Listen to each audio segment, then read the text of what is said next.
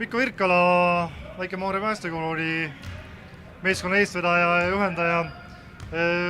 Kas finaali kaotus on pettumus?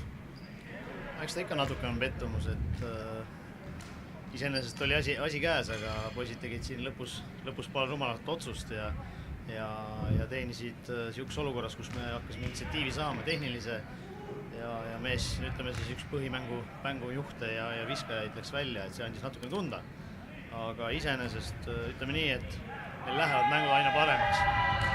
Et enne nii-öelda, kui sügisel alustavad uued mehed, sellel aastal oli meil selline situatsioon, siis enne seda mõistmine on läinud tunduvalt paremaks ja igal juhul kevadel on see koht, kus on revanssi saab võtta.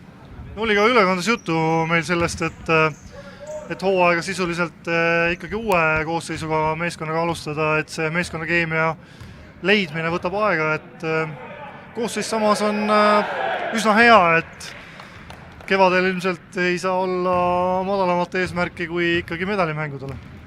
Ei, absoluutselt, et eelmine aastal juhtus meil siin vigastustega kimpus olles selline situatsioon, kus me pidime 3. koha pealt taanduma 4. 3. koha mängus, aga selge on see, et ka täna on meil kõvasti vakantsi, et paar vigastatud ja ma näen, et küll me tahame medalit ja küll me ihkame seda kuldset. Korvi all tublisti müttasid Madis Šumanov, Eke Lõhmus, üks pikakasvuline mees, Markus Laanemets vigastuse tõttu jäi eemale, kui kaua Laanemetsa veel ootama peate või kui tõsise vigastusega on tegemist? No, Markus tegelikult sai eelmise aasta kevadel tõsise vigastuse, tal on käelumurd ja ülevalt, et ilmselgelt ta käib ja vaikselt tegemas ja play-offideks on mees rivis ja iseenesest see on tegu mehega, kes on rohkem viskamees, et pigem korvi alt oli puudu veel Georg Tammre, kes on kõva hingega võitleja, aga eks me siis kevadel saame tunda, kuidas me mängime täiskoosseisuga. No Massive'i treener Artur Kuznarov tunnistas, et oli enne tänast finaalmängu kõige selline tugevam proovikivi nende jaoks Rakvere spordikool Tarvas. Tarvast ei saa kuidagi alahinnata ega unustada, sest on nad ju väga-väga tugevalt täienenud ja suured sihid ka Eesti meistrivõistlustes teises liigas. Ütlevad nemadki oma sõna sekka varsti.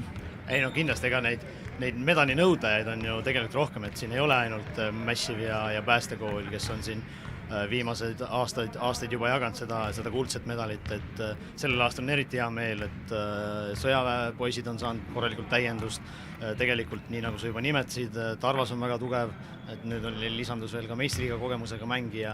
No ei saa Kadrina Karusitki kui tiitlikaitset ära unustada. Sinna ma tahtsin jõuda, et ka Kadrina on nüüd ennast oluliselt täiendanud ja ka seal on meistriliiga kogemusega mehi juurde tulnud ja mees juurde tulnud, et saab põnev olema, et igal juhul rahvast tulge saali ja mina julgeks küll täna ennustada, kes võtab selle kirkava medali, aga meie ka tahame seda kindla peale. Kena, mis siis lohutusena ootab karika hõbeda meeskonda ees täna?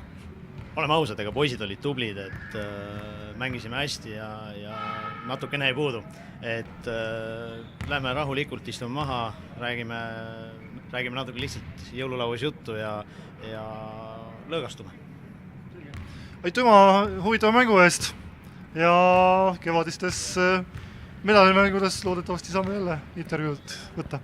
Ja, aitäh teile. Kõigile rahulikku pühi.